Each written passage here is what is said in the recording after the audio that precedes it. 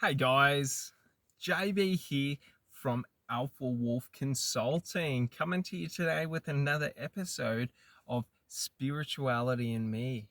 In this episode, we're going to be talking about and discussing the understandings around seeking and knowing. And these are some understandings that and revelations that I've had based upon trying to understand life, the universe, you know, God, all of this. And it's sort of, it's an exciting sort of topic. And where I sort of gain my basically inspiration from this is from talks by Sadhguru Alan Watts. And it's based around understanding sort of like Hindu views and yogic views on the world, the universe, life, and also Zen and Buddhist understandings. And it comes to be around like this core understanding that I've had that we know nothing in life. And a funny thing is that, just personally today, I was listening to a talk or a lecture by Alan Watts where he was talking on, really on that, what I'm saying, what we say when we're communicating doesn't actually mean anything, even though internally I feel like what I talk about or what I want to talk about or what I want to communicate to other people is of the most important meaning, in the world. Because to me, in my ego, it sort of, like, how I put it is like this: like, the ego seems to want to think that I know everything, what I know is true, and sort of what I say is important. And it's a funny thing because when I realize that no matter what I say, it is irrelevantly like meaningless. Because even if, for example, I'm sharing information upon, like, to you about, my understandings of the universe, my understandings of life, my understandings of God, and these are core understandings that have given me so much internal power and internal, belief and stuff like that. It's sort of like, it's it's sort of irrelevant because even if I know, for example, how to talk to God, and I talk to God and I pray to God, and I pray to the universe, and I pray to the life around me, and I'm in communication with them, I don't understand or know exactly anything. Okay? So it's sort of like I was sitting by the beach today watching the waves and the ocean, and it's like, when I look at the ocean, right, I like my ego likes to think I understand what I'm seeing and I know everything about what I'm seeing. But when I look at the ocean, I don't actually understand anything about the ocean. And no one does. Because to understand, I must know everything. So, for example, the realization I had while looking and watching the waves break is that I have zero understanding or ability, even if I watch the waves for 10 hours or, however long, that I do not understand how and when the waves are going to break and where they're going to break. And this is a key understanding I had, is that, like, to understand and to say, I know how the waves work, I know the ocean, right? Like, I would have to be able to predict exactly the point where the wave is going to break, when the wave is going to break, and how the wave is going to break to truly know it. And that's a funny thing that Alan Watts and Sadhguru talk about in their talks and lectures is, for example, Sadhguru says, like, we know nothing in life. Like, we don't even understand or comprehend to the full complexity of a single blade of grass. And I was thinking about this while looking, you know, at sort of like a field of grass. And it's like, for me to say I understand like this field of grass would mean that I would have to be able to tell you every blade of grass that is there, how many blades of grass that are there, what, not so much what the type of grass is, but where that grass came from, how that grass grew. Like, we don't understand how the grass grows. Because if we understood how the grass grows, we would be able to artificially recreate it. And this is what Sadhguru talks about, is that, like, he has a saying where he says, I am an illiterate man who knows nothing. And I was pondering this and sort of realizing that, like, when I look at a field of grass, like, I am seeing a superficial image, but I don't actually know anything about it, because, like, what I realized was, to know is, like, to know in truth means that it can never change. And life doesn't work like that. Life is in a constant state of flow, like water. So, for example, a wave breaking on the beach doesn't know the point where it will end. It just breaks and then ends and comes back. But it's not like the wave knows exactly where it will end. It sort of just flows until there is no more momentum or water or flow, and then it goes back down. And this is so true in every aspect of life.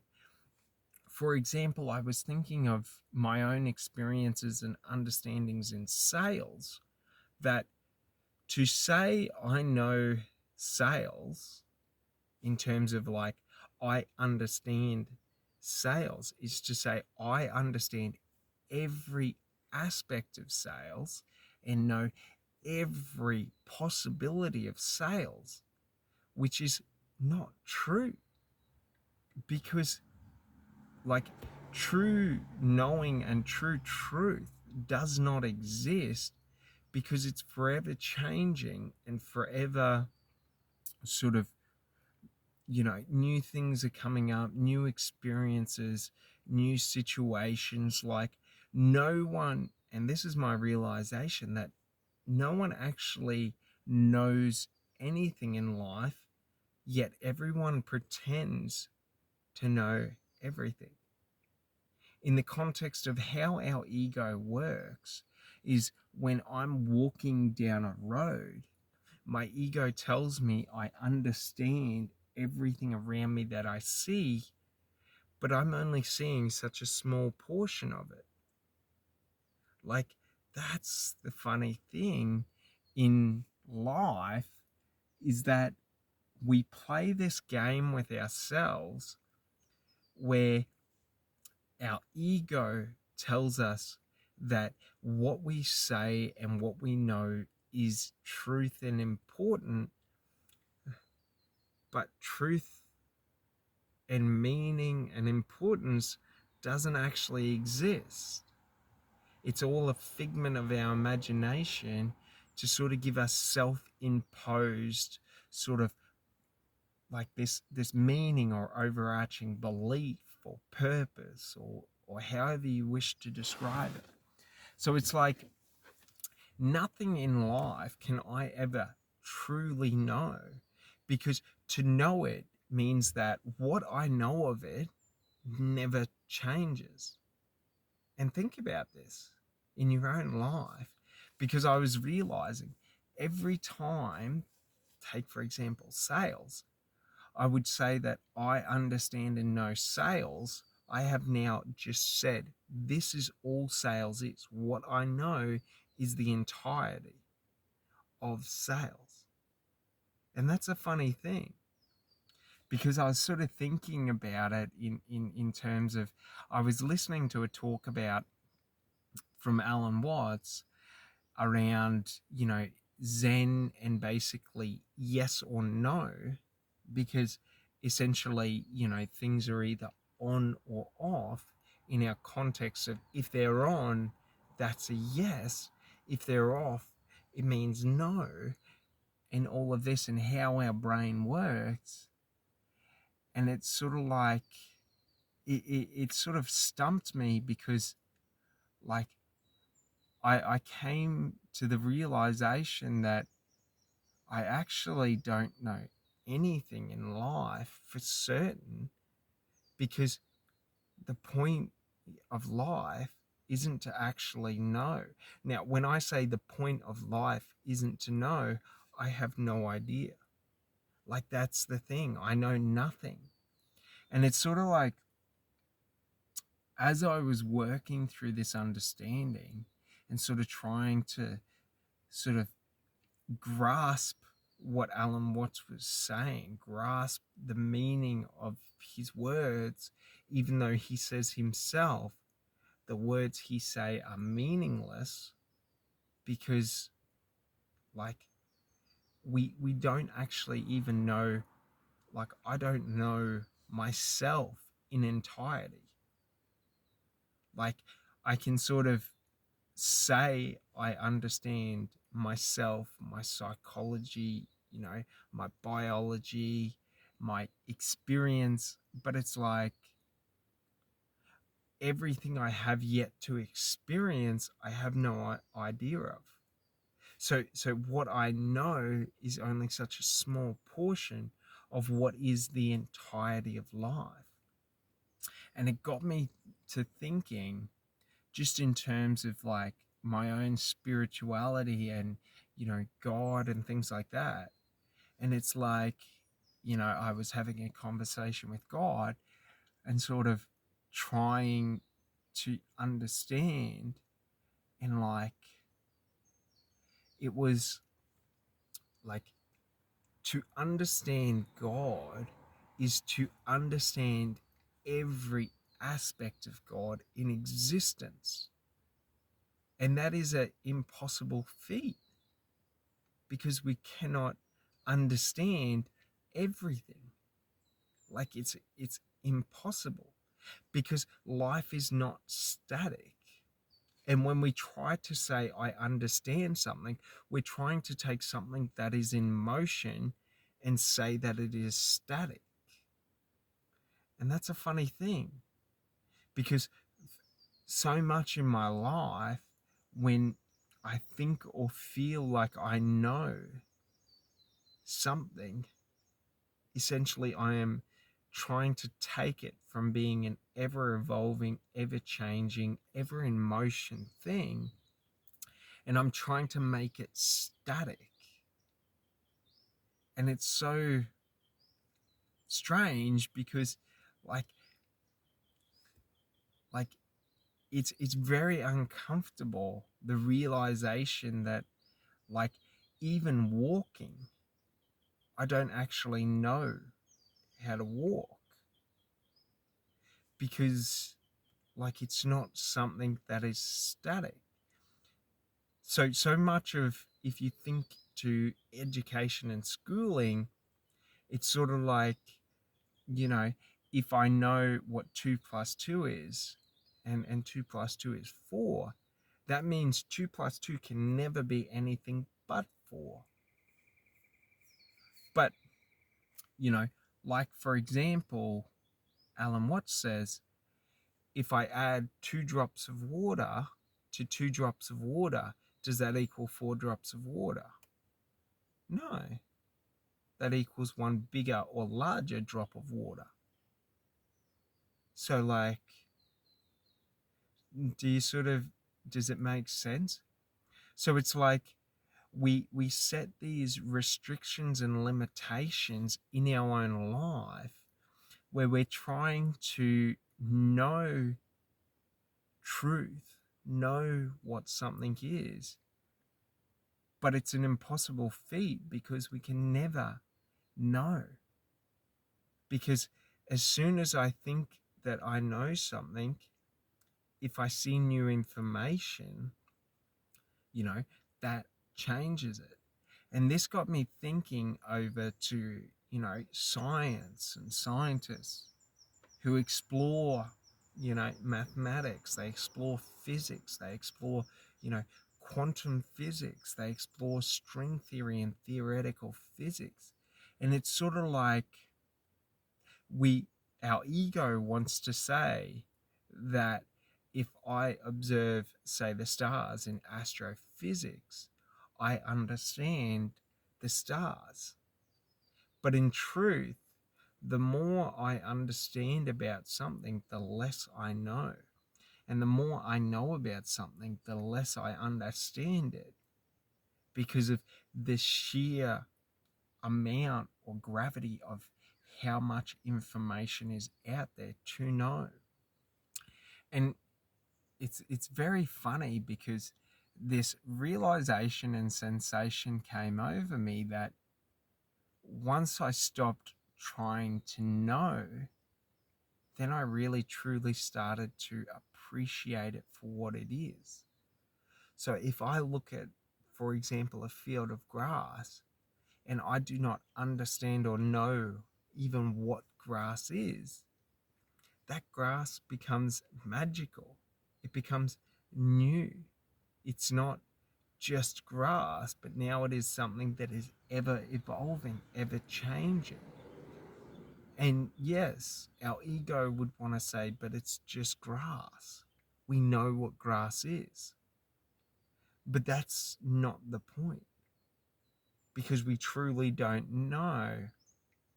Because if we knew, we would be able to replicate, we would be able to recreate, we would be able to create grass from nothing, as how evolution created grass from nothing.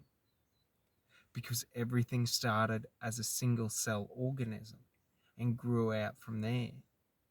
And then it's like, where did a single cell organism come from?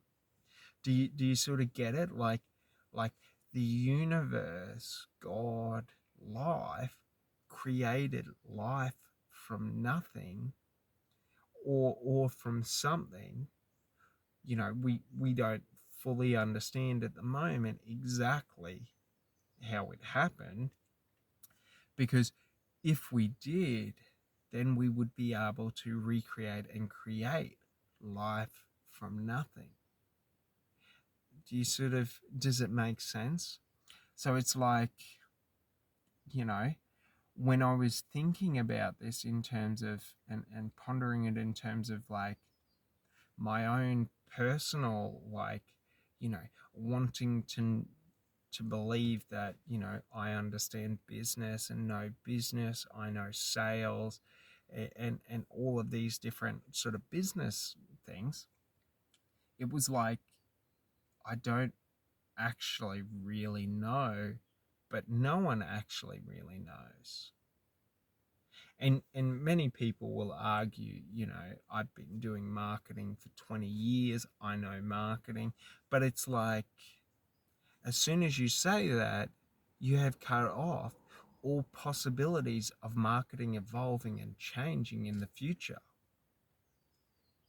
Because there's, you know what I mean? Because if you know everything, that is the entirety of it.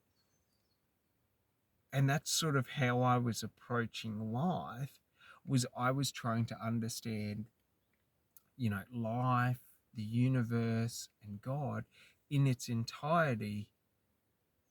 But like every time I would try and define it and say, this is what it is, well, one, I actually don't know, for certain at 1,000% that it will never change. But it also, I realize that's not the point, because the point isn't to try and confine things so that they don't change. But think about it in your own life. How many people do this, where we're trying to confine things so that they don't change because it's comfortable, because it's secure, because it's safe? You know what I mean? It's sort of like why we build cities, and we build cities the way that we build them is sort of, segregated from nature so that they're not affected and influenced by nature. Because if I had a skyscraper, you know, with trees all around it, well, the tree roots are going to go under the ground and affect the foundation. So I don't want them there because they're going to create, continual change and things like that. But just to the same way, I want to control the water flow so that, there's no flooding, and so that water drains easily so it doesn't degrade and damage the building. So it's sort of like in our search of trying to control every aspect of life in our external environment, we're trying to disjoint our idea of society from our idea of nature, because nature's ever growing, ever flowing, ever changing, and sort of, you know trees are growing and then trees are falling down and dying and things like that. Wildfires come through, strong storms come through and affect it. And it's sort of like this is life. Life is ever flowing. Life is